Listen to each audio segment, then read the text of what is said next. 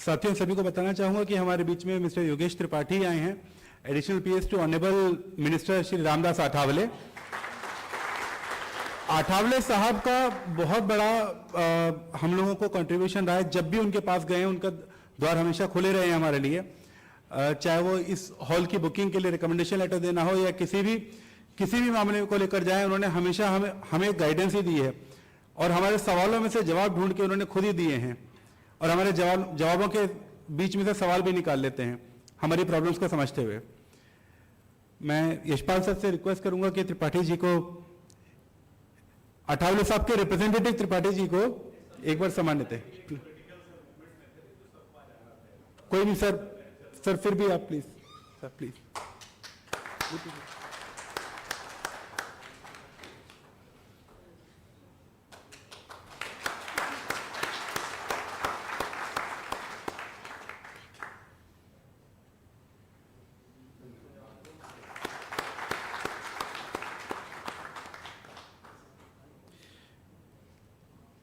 Thank you sir.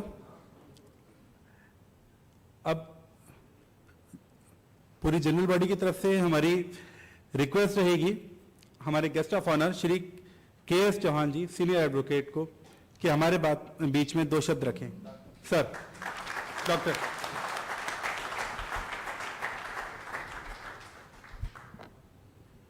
साथियों, मैं उन सब समाज सुधारकों को नमन करता हूं जिसकी वजह से हमें अधिकार मिले और हम अधिकार के बारे में सोचने के लायक बने। बहुत सारी ऐसी चीज़ें हैं जिसके बारे में हमें चर्चा करनी चाहिए और एक सामाजिक जो दायरा है उसको बढ़ाना चाहिए। जब आपका, मैं पहले नई जो एसोसिएशन आपकी एग्जीक्यूटिव बॉडी है उसको मुबारकबाद देता हूं और फिर मैं अपने सब्जेक्ट पे कुछ बातें रखूंगा। मुझे लगता है कि जो सामाजिक तौर पे एकजुटता है वो एक बहुत बड़ा सब्जेक्ट है जिसके ऊपर हमें चर्चा करनी चाहिए और वो चर्चा जो है एक अलग सिस्टम में हमें करनी चाहिए, क्योंकि जो इस तरह की जो चर्चा हम करेंगे उसी से हमें अधिकार मिलेंगे। अमेरिका में जो बाबा साहब डॉक्टर अंबेडकर ने हिंदू कोड बिल के लिए जो लड़ाई लड़ी, अमेरिका में 1897 से एक वीमेंस को इक्वलिटी के राइट के लिए अमेंडमेंट चल रहा है और वो 2020 में हमारे की तरह का उनका अमेंडमेंट नहीं होता कि एक दिन में ही, मतलब एक दिन में लोकसभा में पास हो जाएगा, दूसरे दिन राज्यसभा में हो जाएगा और वो लागू हो जाएगा। अभी जैसे एमपी एमएलए का डिफेक्शन होता है तो डिफेक्शन के लिए जो कानून बना उसको स्टेट से रेटिफिकेशन होना चाहिए था, मतलब 50% स्टेट को वो रेटिफाई करना चाहिए था, लेकिन उसको रेटिफिकेशन नहीं किया गया। फिर भी सुप्रीम कोर्ट ने उस अमेंडमेंट को कहा कि वैलिड है, जिससे पूरे स्टेट्स के, पूरे सेंटर जो एमपीज हैं उनके राइट्स अफेक्ट हो रहे हैं। और अभी आप प्रेजेंट सिस्टम में देख रहे हैं कि जो सरकार पावर में होती है वो जो सरकार चल रही होती है उसको भी टोपल कर देती है। ये जो सारी व्यवस्थाएं क्यों हो रही है?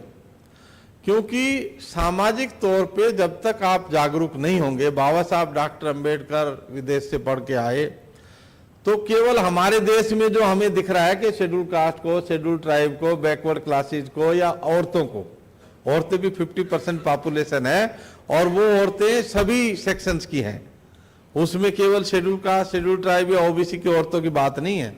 जो ब्राह्मण औरतें थे उनको भी कोई राइट नहीं था, अगर डॉक्टर अंबेडकर संघर्ष नहीं करते तो उनका भी कोई राइट नहीं था।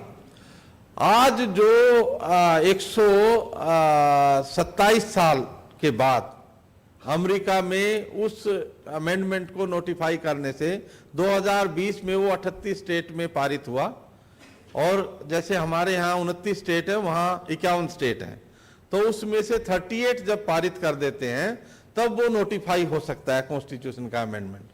तो अब उन्होंने डिस्ट्रिक्ट कोर्ट में फिर फाइल किया कि भाई नोटिफाई होना चाहिए, तो डिस्ट्रिक्ट कोर्ट ने उनका रिजेक्ट कर दिया।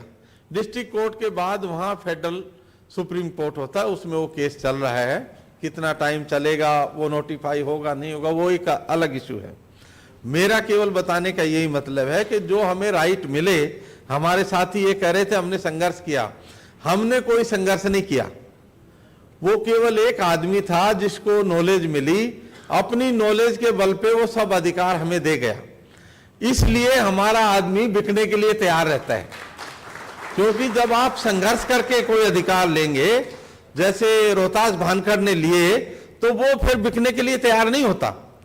क्योंकि जो आदमी संघर्ष करता है तो उसका अपना भी उससे अटैचमेंट होता है उस राइट से, और वो अधिकार तब मिलते हैं। जो दुनिया में जितने गरीब लोग थे, केवल हमारे देश में नहीं, मैं पार्लियामेंट पे किताब लिख रहा था तो मैंने 7-8 कंट्रीज का मैंने लिटरेचर पढ़ा, तो उसमें क्रॉस रेफरेंस में भी आता है कि 1947 में हमारा देश आजाद हुआ और 1948, 1950 में इंटरनेशनल लेवल पे जो इक्वलिटी के राइट मिले, केवल इंडिया में नहीं पूरी दुनिया में जो राइट मिले, डॉक्टर अंबेडकर का योगदान है उसमें। और ये जो राइट है इसके बारे में कोई प्रचार भी नहीं है, क्योंकि डॉक्टर अंबेडकर ने जो किया वो केवल जाति की दृष्टि से यहां देखा जाता है, जबकि उन्होंने ह्यूमन वैल्यूज को डेवलप किया। पूरे इंटरनेशनल लेवल पे जितना भी सिस्टम था उसमें ह्यूमन वैल्यूज डेवलप की, और जिसकी वजह से पूरी दुनिया में जो गरीब लोग थे, जो सोशली एक्सक्लूडेड थे या इकोनॉमिक डिप्राइवेशन था जिनका, उनको अधिकार मिले।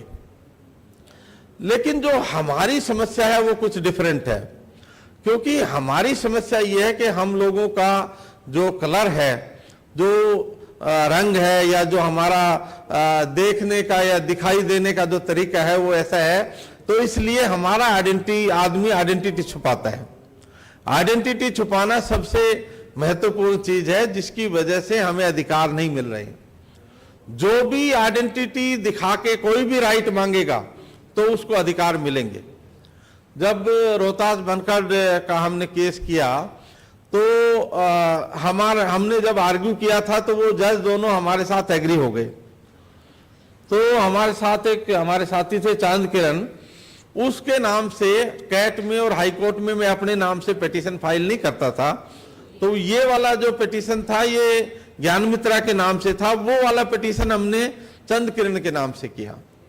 तो चंद किरण जो है वो उस जज को समझ में नहीं आया, उन्होंने हमारा जजमेंट भी लगा दिया और ये भी लगा दिया, अगर वो केस नहीं होता तो हमें पता नहीं लगता। जजमेंट जो लिस्ट है, लिस्ट में जजमेंट नहीं आया था। जो वहां कोर्ट के बाहर 10:30 बजे जैसे बैठने वाली होती है, तो एक ऐसे पर्चा लग जाता है कि भाई ये जजमेंट आएंगे। नॉर्मली वो पहले से लिस्ट में आना चाहिए, लेकिन वो लिस्ट में नहीं आया था। तो उसने जज ने प्रनाउंस किया, उसके बाद उसने देखा भाई मेरा दूसरा ही नंबर था केस जो है उसमें, तो उसने मुझे देखा तो खड़ा हुआ, जस्टिस एन साहू जो मेंबर एडमिनिस्ट्रेटिव था, doctor Chauhan we could not agree with you, और वो ये कह के बैठ गया। तो आप ये देखिए, उसके बाद रोहतास बार बार जिक्र करता है कि हम हाई कोर्ट गए, हम कोई हाई कोर्ट नहीं गए। उसके बाद क्योंकि वो ऐसा इशू था और उस पे 3 जज का जजमेंट हमारे पास था, जो जस्टिस रामास्वामी की बेंच थी, उसमें superintending engineer versus Kuldeep Singh, एक पंजाब ये अपना यूनियन टेरिटरी चंडीगढ़ का केस था जो 2-3 जज का था, और जो ये रिलैक्सेशन डिनाई हुई थी ये 2 जज का जजमेंट था, विनोद कुमार का। तो इस बेसिस पे हमने कैट में भी किया और अल्टीमेटली सुप्रीम कोर्ट में भी हमें इसी वजह से रिलीफ मिला। अदरवाइज वो प्रोस्पेक्टिविटी रिट्रोस्पेक्टिव का इशू अगर होता तो शायद हमें रिलीफ नहीं मिलता। तो वो जो जजमेंट था उसमें जस्टिस रामास्वामी ने 1977 और 1972 इंस्ट्रक्शन थी जिसको वैलिड कहा था, तो उसके बेसिस पे हमने कहा कि भाई ऑलरेडी 3 जज ने डिसाइड किया है, तो 2 जज के बेसिस पे आप ये डिसीजन नहीं ले सकते। तो वो जैसे कैट में हुआ तो फिर हम सुप्रीम कोर्ट गए। सुप्रीम कोर्ट में मैंने इससे चर्चा की कि भाई ऐसा है कि अगर डायरेक्ट जाएंगे, अगर हाई कोर्ट जाएंगे तो हाई कोर्ट में ये एडमिट हो जाएगा मैटर। एडमिट का मतलब 10-12 साल के बाद फिर हियरिंग पे आएगा। तो हम ऐसा करते सुप्रीम कोर्ट जाते। पहले तो ऐसा सिस्टम बनाया था कि कैट से सीधा सुप्रीम कोर्ट में अपील लाई करती थी, लेकिन जैसे जैसे प्रोसेस चेंज हुआ तो उन्होंने वो अपील की रेमेडी खत्म कर दी 97 में, और इसी बीच में हमने ये 97 में ही केस डाला था जुलाई में आई थिंक, और वो 13 जुलाई को जजमेंट आया था, तो उसी पीरियड का जजमेंट था वो। और उसके बाद जो है वो जब हमने चैलेंज किया तो मैंने कहा भाई कि सीनियर करना पड़ेगा कोई, जो हाई कोर्ट सुप्रीम कोर्ट में एक सीनियर एडवोकेट एक क्लास होती है, और नॉर्मली जैसे जूनियर जब आर्ग्यू करता है तो जजेज उतना नहीं सुनते हैं, और सीनियर करता है तो सुनते हैं। तो ये किसी बनिए के यहाँ से 50,000 रुपये उधारे लेके आया था, और इसका 3 बार या 4 बार मुझे लगता है टाइप 1 का मकान कहीं निकला गुड़गांव में और 2-3 जगह, तो वो भी बेचारे ने बेचा। तो मतलब बहुत लगन से उसने काम किया। ये जो पूरी व्यवस्था है, इस पूरी व्यवस्था को आप तब तक नहीं बदल सकते जब तक आप अवेकन्ड नहीं होंगे, मतलब आपको अपने बारे में, अपने राइट्स के बारे में जानकारी होनी चाहिए, और आपका कोई भी कुछ नहीं बिगाड़ सकता। जब आप ओपन आइडेंटिटी लेके रहेंगे तो आपका कोई अधिकार का हनन नहीं हो सकता, लेकिन जैसे उनको लगेगा भाई ये आइडेंटिटी छुपा रहा है तो आपको कोई अधिकार नहीं मिलेगा। ये ज्यादा जो प्रॉब्लम आ रही है, मैं ऐसा देख रहा हूं, कोई आदमी सोचता है मेरी ट्रांसफर हो जाएगी या मुझे कोई और प्रॉब्लम आएगी, तो वो कोई चैलेंज नहीं करना चाहता। ऐसे बहुत सारे केसेज हैं, जब आदमी रिटायर होता है तो 1 हफ्ते पहले आता है। हमारे पास इस तरह के बहुत केसेज आते हैं, कम से कम 70% केसेज ऐसे आते हैं कि अब मैं इसको चैलेंज करना चाहता हूं। भैया आप पूरी जिंदगी आपने इसको चैलेंज नहीं किया, 20 साल पहले आपका राइट था, तो आप रिटायरमेंट के टाइम क्यों चैलेंज करना चाहते हैं? तो वो क्योंकि उसको सिचुएशन को फेस नहीं करना चाहता। इसलिए अगर हमें अधिकार चाहिए तो हमें एक ओपन आइडेंटिटी बना के उसके लिए काम करना पड़ेगा। बहुत सारे ऐसे केसेज होते हैं जिनमें रिलीफ नहीं भी मिलता है, और ये भी रिलीफ ना मिलने वाला केस था। अगर जस्टिस चलमेश्वर उस बेंच में नहीं होता तो हमें इसमें रिलीफ नहीं मिलने वाली थी, क्योंकि जब जस्टिस लोढ़ा ने शुरू किया हमारे खिलाफ क्वेश्चन आंसर, तो चलमेश्वर ने उसके कान में कुछ बोला। चलमेश्वर अलग तरह का ही जज था, तो उसने बोला कि भाई इनका राइट बनता है। तो फिर उन्होंने जो है लोढ़ा साहब ने 5-7 मिनट मुझे सुना, फिर उसके बाद जो सॉलिसिटर जनरल था रंजीत कुमार, उसको खड़ा कर लिया कि भाई इनका वो है। तो वो बाद में ये हुआ कि भाई इनको रिलीफ नहीं दे सकते, ये अब डिवीजन बेंच में जाएगा। तो वो भी आरटीआई से जो इसने इंफॉर्मेशन ली थी अजीत जोगी के थ्रू, उसकी वजह से मतलब वो हमें राइट मिले, अदरवाइज वो फिर भी हमें कुछ मिलने वाला नहीं था। लेकिन सब कुछ मिलने के बाद भी 1 साल के बाद वो जजमेंट जो है इंप्लीमेंट हुआ। ये जो पूरा प्रोसेस है, ये अपने आप में एक बड़ा उदाहरण है, जिसके लिए अगर आपको अधिकार चाहिए तो आपको लड़ना पड़ेगा। जो भी दुनिया में जितनी भी देशों में, जितनी भी समाज में जो गरीब आदमी है, उनको जो भी अधिकार मिले उनके लड़ने की वजह से मिले। अगर कोई आदमी ये चाहे कि भाई मैं लड़ूंगा नहीं और मुझे अधिकार मिल जाएंगे, ऐसा कोई संभव नहीं है। इसलिए डॉक्टर अंबेडकर ने आपको कॉन्स्टिट्यूशनल राइट्स दिलाए। आज संविधान में फंडामेंटल राइट है रिजर्वेशन और रिजर्वेशन प्रमोशन, लेकिन क्या आपको मिल रहा है? मतलब सेंट्रल गवर्नमेंट में इसकी वजह से मिल रहा है, लेकिन स्टेट में आप जाइए। हमने उत्तर प्रदेश का केस किया। उत्तर प्रदेश में बहुजन समाज पार्टी की सरकार थी, उसने हमारे ब्राह्मणों से अलायंस कर लिया, और अलायंस ये किया कि भाई एट्रोसिटी एक्ट को आपने न्यूट्रलाइज करना है, उसमें कोई एक्शन नहीं लेना है, और रिजर्वेशन प्रमोशन पे कुछ नहीं करना है, तो आप प्रधानमंत्री बन जाएंगी। अब वो खाता नहीं खोल पा रही है, मतलब ये हमारे सामने खाता क्यों नहीं खोल पा रही है? क्योंकि जिन लोगों ने उसके ऊपर विश्वास किया उनको उसने धोखा दिया। तो एक बार जो कांच की हांडी है वो दोबारा नहीं चढ़ती है। अभी भी जब चुनाव आता है, एमपी का आएगा तो कहेंगे वो प्रधानमंत्री बनेगी, जब एमएलए का आएगा तो वो मुख्यमंत्री बनेगी, और उसका खाता भी नहीं खुलेगा। वो जोड़ तोड़ करके कोई एक आध सीट जीत सकती है, बट उसका खाता नहीं खुल सकता। क्योंकि जो मेरा गरीब आदमी है, जिसको कुछ भी नॉलेज नहीं है, जो बिल्कुल अनपढ़ है, जिसने कोई चीज देखी नहीं, जिसको कोई फायदा भी नहीं होना, वो बहुत ऑनेस्ट है। जो नौकरी करने वाले लोग हैं, मैं ऐसा मानता हूं कि ये सबसे डिसऑनेस्ट आदमी है। बहुत एक्सेप्शनल कोई आदमी होगा जो ऑनेस्टी से कोई काम करता होगा, लेकिन वो आदमी उसको लगता है कि भाई ये आदमी सही नहीं है, तो वो अगर एक बार हाथ खींच लेता तो दोबारा उसकी तरफ देखता नहीं है। लेकिन जो नौकरी में या दूसरे सिस्टम में हमारे लोग जो डेवलप हुए, वो एक अलग नजरिए से काम करते हैं, वो अपना फायदा देखते हैं। अपना फायदा भी आपको तभी होगा जब एक सामाजिक फायदा होगा। अगर सामाजिक फायदा आपको नहीं मिलने वाला है तो आपका फायदा नहीं होने वाला है। अगर रोहतास बांधकर केवल अपने केस के लिए लड़ता तो उसको कोई भी फायदा नहीं होने वाला था। हमने ये एसोसिएशन जो बनवाई, एसोसिएशन मैंने कहा कि भाई एसोसिएशन बनाओ, क्योंकि इंडिविजुअल लेवल पे बहुत लंबे टाइम तक नहीं रहा, जबकि वो तो बहुत शुरू की स्टेज थी। जैसे हमने सुप्रीम कोर्ट गए तब मैंने कहा था कि भाई अब हमें ऊपर चैलेंज करना पड़ रहा है, तो आप एसोसिएशन बनाओ। जब तक एसोसिएशन नहीं बनाओगे तो बहुत ज्यादा ऑर्गेनाइज नहीं कर पाओगे। और वो एक हमारा अच्छा एक्सपेरिमेंट रहा। ऐसी बहुत सारी संस्थाएं हैं जिनकी एसोसिएशन है, लेकिन उन एसोसिएशंस का कोई प्रभाव नहीं है। अभी ऐसे बहुत एग्जाम्पल है। शेखर साहब ने जो डिफेंस में 124 लोगों का पैनल था, उस 124 में 122 शेड्यूल का शेड्यूल ट्राइब थे। क्या होता है, जैसे हमारा आदमी मान लो 2000 में उसका प्रमोशन होना चाहिए, जब उसका नंबर आता है तो प्रमोशन रोक देते हैं। फिर वो जनरल वाले का 2001 वाले का भी प्रमोशन कर देते हैं, फिर वो 2 वाले का भी कर देते हैं। तो कुल मिला के सारे शेड्यूल का शेड्यूल ट्राइब टेल में रह जाते हैं और उनका प्रमोशन नहीं होता। तो डिफेंस वाले जो लोग थे उनका कोर्ट के जरिए भी हमने कराया, लेकिन इंप्लीमेंटेशन जो है पूरा, अगर शेखर साहब उसमें मदद नहीं करते तो इंप्लीमेंटेशन नहीं हो सकता था। 124 में से 122 लोग थे। ये अलग बात है कि वो सीनियर थे, पर फिर भी वो कहते नहीं ये तो ज्यादा लोग हैं, क्योंकि वो कोई डॉक्यूमेंट कोई नहीं देखता है। ये जो जनरल अंडरस्टैंडिंग, जो जनरल नोशन समाज में होता है, उसके हिसाब से ही सारा काम चलता है।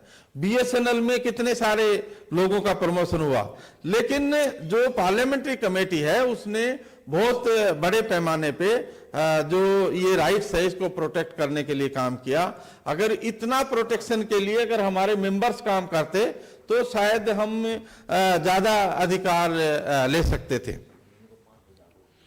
ये जो पूरा सिस्टम है ये इस वजह से चल रहा है कि हम लोग बिल्कुल सोए हुए हैं, और जो हमारे राइट्स हैं, अब जैसे उत्तर प्रदेश में रिजर्वेशन प्रमोशन बंद है। रिजर्वेशन प्रमोशन संविधान में दिया हुआ है। संविधान में जो राइट दे दिया, क्या वो डिस्क्रिशन हो सकता है? क्योंकि मंडल कमीशन कहता है कि रिजर्वेशन फंडामेंटल राइट है, इसका मतलब मैंडेटरी है। और 5 जज से अजीत सिंह 2 और एम नागराज, उन्होंने कह दिया ये डिस्क्रिशन है। जबकि हमने अजीत सिंह 2 का जो रिव्यू डाला था, जो रिपोर्टेड जजमेंट है, उसमें ये इशू उठा दिया था कि इस तरह का डिस्क्रिशन नहीं हो सकता, क्योंकि ये जो फंडामेंटल राइट के चैप्टर में है, तो फंडामेंटल राइट के चैप्टर में डिस्क्रिशन का कोई सवाल पैदा नहीं होता है। अब जहां तक के डाटा का सवाल है, अब हमने 3 या 4 स्टेट में डाटा प्रोड्यूस किया। जैसे छत्तीसगढ़ में 17% रिजर्वेशन था शेड्यूल कास्ट का, और 18% था 20% शेड्यूल ट्राइब का, जो अब उन्होंने घटा के शेड्यूल कास्ट का 13% कर दिया है, और जो शेड्यूल ट्राइब है उसका 32% कर दिया है। लेकिन वो इंप्लीमेंटेशन नहीं हो रहा उसका। बीजेपी के पीरियड में शेड्यूल ट्राइब के लोगों ने आंदोलन किया, जिसकी वजह से वो ऑर्डर निकला। कांग्रेस 5 साल रह गई, और कांग्रेस का बेड़ा गर्क ही केवल उस वजह से हुआ कि वो एम्प्लॉयमेंट में उन्होंने रिजर्वेशन नहीं दिया, और पूरा सिस्टम उन्होंने स्टैंड स्टिल कर दिया। बहुत लोग ऐसा समझते हैं कि शायद ऐसे मतलब बीजेपी वहां जीत गई, क्योंकि हम उनका नर्व समझते हैं वहां, इसीलिए वो हारे, क्योंकि उन्होंने जो शेड्यूल ट्राइब है, शेड्यूल कास्ट है, उनके राइट्स का पूरा हनन किया कांग्रेस ने। इसलिए कांग्रेस भी आ जाएगी तो ऐसा नहीं है कि कोई हमारे अधिकार मिल जाएंगे। हमें जब तक हम संघर्ष नहीं करेंगे हमें अधिकार मिलने वाले नहीं है। चाहे बीजेपी हो कांग्रेस हो, दोनों का एक ही तरीका है, अगर हम कुछ कर पाएंगे तो हमें अधिकार मिलेंगे, अगर नहीं कर पाएंगे तो हमें कुछ मिलने वाला नहीं है। अभी बहुत सारे ऐसे स्टेट्स हैं जहां रिजर्वेशन प्रमोशन लागू नहीं है।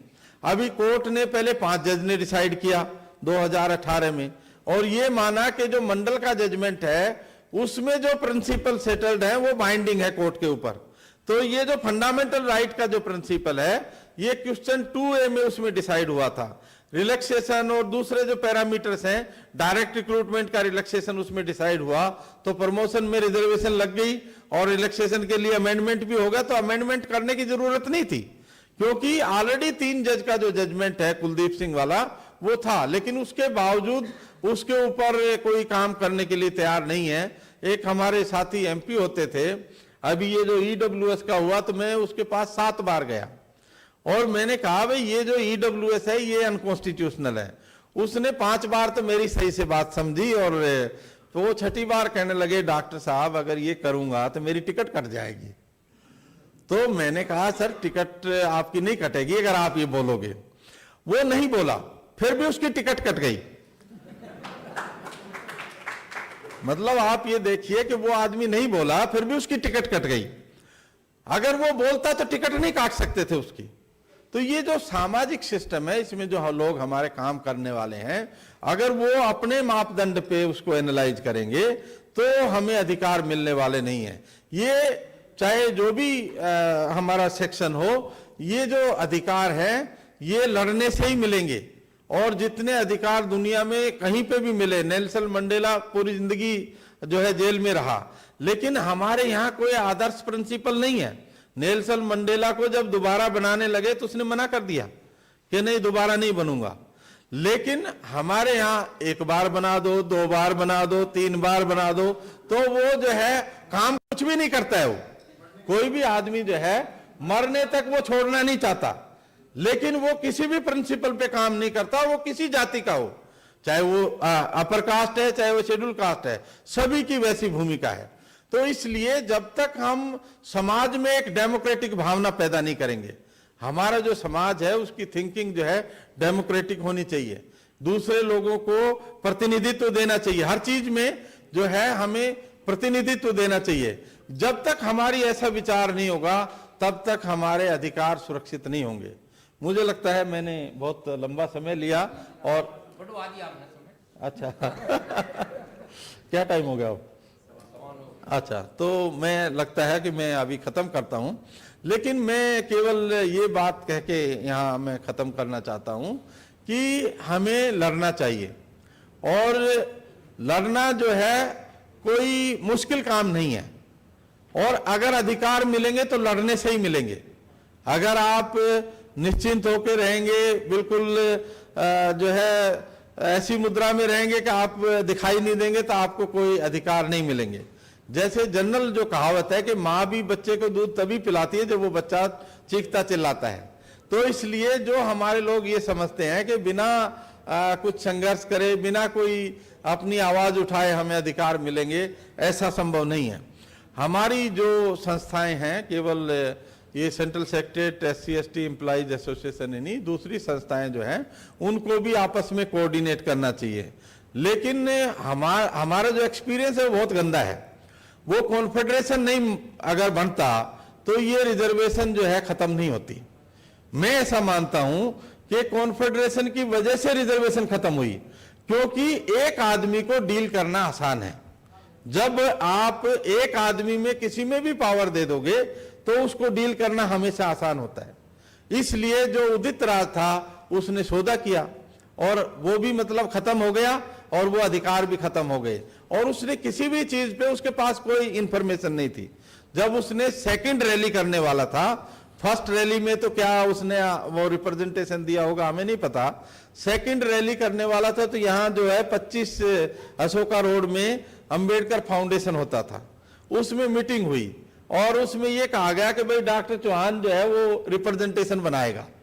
तो मैंने कहा भाई वो 4 OM जो है वो आप दे दो, जो ये सीनियरिटी का OM है 30 जनवरी 97 का वो मेरे पास था। मैंने कहा ये मेरे पास है, 3 आप दे दो। उस भाई के पास वो 3 OM भी नहीं थे, लेकिन ऑल इंडिया में उसने इतना बड़ा आंदोलन चलाया और कितने सारे लोग मैं जानता हूं जिन्होंने लाखों रुपए उसको दिए। एक राम सिंह करके हरियाणा के बिजली बोर्ड में अंडर सेक्रेटरी की पोस्ट होती है, उस पर काम करता था। उसका सीनियरिटी का केस था, ठाकुर साहब को हमने एंगेज किया और उसको रिलीफ भी मिली। तो 6 महीने हो गए मैं उसको मैसेज भेज रहा हूं, वो आ ही नहीं रहा। तो मैंने किसी से बात किया, यार वो राम सिंह का ऐसे केस था, ठाकुर साहब को एंगेज किया था, उनकी फीस देनी थी, उसका काम भी हो गया था। तो उसने कहा जी वो तो कल ही आया है दिल्ली से। मैं कहा क्यों? बोला वो उदित राज मंत्री होने वाला है, उसको 5 लाख रुपए देने गया था। तो अपने केस में जो 75,000 रुपए उसने देने थे वो उसने नहीं दिए, लेकिन उदित राज क्योंकि प्रधानमंत्री वो मंत्री होने वाला है उसको पैसे देने गया। मतलब मेरा उदित राज से कोई झगड़ा नहीं है, आप ये भी ना समझे कि भाई मैं कोई उदित राज के खिलाफ कोई ओपिनियन बना रहा हूं। मैं एक इंडिपेंडेंट आदमी हूं, मेरा ये काम है कि मुझे जो सही लगेगा मैं आपको बताऊं। मैं कोई ये नहीं है कि भाई ये इसको कहने से ये मेरे से नाराज हो जाएगा, इसको कहने से मेरे से खुश हो जाएगा, मैं इस सब में विश्वास नहीं करता हूं। इसलिए मैं आपको ये सब बात बता रहा हूं और इनका बाकायदा डॉक्यूमेंट है हमारे पास। उन्होंने जो केस लड़ा था पहले ये हुआ कि भाई फीस देंगे, फीस के बाद जो है 13,000 रुपए केवल वो जो हमारी लिटिगेशन चार्जेज है, पिटीशन वगैरह बनाते रिप्लाई करते उसका देना तय हुआ। वो 13,000 के चेक बाउंस हो गए और जिसकी वजह से वो जो कॉन्फेडरेशन था उसमें जो स्प्लिट हुआ केवल उस 13,000 के चेक की वजह से हुआ था। जो अपना ब्रह्मपाल जो होते थे वो कहते थे नहीं नहीं डॉक्टर साहब पैसे मिलेंगे, लेकिन आप ये देखो फीस तो दी नहीं और इतना बड़ा केस लड़ा और उसने करोड़ों रुपए कमाए, थोड़े बहुत नहीं कमाए उसने, लेकिन जो है उसने जो हमारा केवल जो कोस्ट का पैसा था जो अपनी जेब से लगता है वो पैसा भी नहीं दिया। तो ये जो पूरी व्यवस्था है ये आपको लड़ने से मिलेगी, लेकिन मैं इसके लिए आपको ये कहना चाहता हूं कि ये लड़ाई जो है एक आदमी में वेस्ट नहीं होनी चाहिए, ये ग्रुप लीडरशिप होनी चाहिए। जब तक ग्रुप लीडरशिप होगी तभी आपके राइट सुरक्षित होंगे। नहीं एक आदमी को मारा भी जा सकता है, एक आदमी को जीता भी जा सकता है, एक आदमी को स्कैंडलाइज भी किया जा सकता है। ये जो सारी व्यवस्था है ये उसी वजह से चरमरा गई क्योंकि हमारे जो हम देखेंगे उसमें इस तरह की बॉडी उन्होंने बना दी कि 10 बैंकों की संस्था है उसकी एक अपेक्स बॉडी बना दी, तो वो 9 बैंक जो है वो इरेलेवेंट हो जाएंगे। तो जो हमारा जो मेहनती जो आदमी है वो ये नहीं कहता कि भाई मुझे बना दो इसका अध्यक्ष, वो जो है लास्ट पर्सन होगा जो ये कहेगा कि मुझे इसका अध्यक्ष बना दो, लेकिन जो वॉलंटियर करेगा वो ऐसा ही आदमी होगा। और उसी तरह रामराज जो उस समय था वो उस कॉन्फेडरेशन का हेड बना था। तो ये जो सारी व्यवस्था है इसको हम बदल सकते हैं और गरीबों को अधिकार मिलने का केवल एक ही मंत्र है कि उनको संघर्ष करना चाहिए। मैं इस बात को इसके साथ ही मैं अपनी वाणी को विराम देता हूं। मुझे लगता है कि बाबा साहब डॉक्टर अंबेडकर ने जो डेमोक्रेटिक प्रिंसिपल्स दिए जिसमें आपस में भागीदारी, आपस में चर्चा, आप चर्चा करके जो भी डिसीजन करेंगे 10 आदमी से चर्चा करेंगे तो कुछ न कुछ अच्छा रिजल्ट भी आएगा और वो 10 लोग कन्विंस होंगे। एक आदमी अपने तरीके से अगर करता रहेगा तो उसमें रिजल्ट नहीं आएगा और वो बहुत लंबे टाइम तक चलने वाला संघर्ष नहीं होगा। इसलिए हमें आपस में एक कोऑपरेटिव सिस्टम डेवलप करना चाहिए और ये जो सिस्टम है इससे निश्चित तौर पे हमें अधिकार मिलेंगे। ये जो सारी व्यवस्था है पूरी दुनिया में जिनको भी अधिकार मिले हैं वो एक सिस्टम डेवलप करने से मिले हैं। जो एक तरफा ऐसा जो काम करने वाले केवल एक ही तरह का काम करेंगे उससे किसी को अधिकार मिलने वाले नहीं है। बाबा साहब डॉक्टर अंबेडकर ने भी जितने मूवमेंट लड़े, जैसे महार तालाब का आंदोलन किया उन्होंने इसलिए नहीं किया कि वो उस जोड़ का पानी पीना चाहते थे, पर उन्होंने ये प्रूव करना था कि भाई ये जो हिंदू है ये अलग है और हम अलग है। कालाराम मंदिर में गए, वो कोई मंदिर के पुजारी नहीं थे। आज हमारे लोग मंदिरों में चक्कर काट रहे हैं, वो मंदिर में पूजा करने नहीं गए थे, वो केवल ये प्रूव करने थे भाई ये मंदिर जो है ये मंदिर वाले हमारे को अंदर नहीं घुसने दे रहे। और ये सोशल आइडेंटिटी डेवलप करना जिसकी वजह से आपको अधिकार मिले, ये अधिकार कोई भीख में नहीं मिले। उन्होंने बहुत संघर्ष किया और बहुत दिमाग से संघर्ष किया। ऐसा नहीं है कि भाई केवल एक तरीके से काम करने से आपको अधिकार मिल जाते हैं, आपको संघर्ष करने के कोई सिस्टम भी डेवलप करना पड़ता है, आपको अंडरस्टैंडिंग भी उसकी डेवलप करनी पड़ेगी। इसी के साथ मैं आप लोगों का आभारी हूं। आज मैं बहुत बिजी था बट फिर भी प्रधान जी ने कहा तो रोहतास ने कि भाई आज आना है तो मैं आया और मैं समझता था आधे घंटे में वापस आ जाऊंगा, लेकिन बहुत लंबा समय भी हुआ। तो ये जो सारी व्यवस्था जो हम करने वाले हैं इसमें हम अपनी अगली जो जनरेशन है उसको एजुकेट करें और वो जो लोग हैं उनकी अंडरस्टैंडिंग डेवलप होनी चाहिए। और इसमें मैं ऐसा मानता हूं कि कोई भी आदमी उसको अधिकार तभी मिलेंगे जब वो संघर्ष करेगा। मैं नहीं समझता था मैं सीनियर एडवोकेट हो जाऊंगा। मैं आपको अपनी एक्सप्लेनेशन दे रहा हूं। मुझे जज की भी ऑफर हुई, मुझे राज्यसभा एमपी की भी ऑफर हुई, और जो पोस्ट मुझे मिल सकती थी मुझे सब ऑफर हुई। आज नहीं, 98 में राज्यसभा ऑफर हुई मुझे। लेकिन मुझे लगता था कि भाई मैं जो काम कर रहा हूं ये बेटर है, और मैंने उसमें बेटर किया भी उसमें। और ये जो सारी जो व्यवस्था है, ये सारी व्यवस्था बदलने के लिए आपको एक लगन से काम करना चाहिए। अगर आप भी एक लगन से काम करेंगे तो आपको सब बेनिफिट मिलेंगे। लेकिन आप ये सोचेंगे मुझे बेनिफिट मिल जाए, किसी और को ना मिले, तो किसी को भी नहीं मिलने वाला है। इसलिए आपको उदार हृदय करके हर आदमी को बेनिफिट मिले, उसके लिए काम करना चाहिए। इसी के साथ मैं आपका आभारी हूं। जय भीम, जय भारत, जय मूल निवासी। धन्यवाद। Thank you.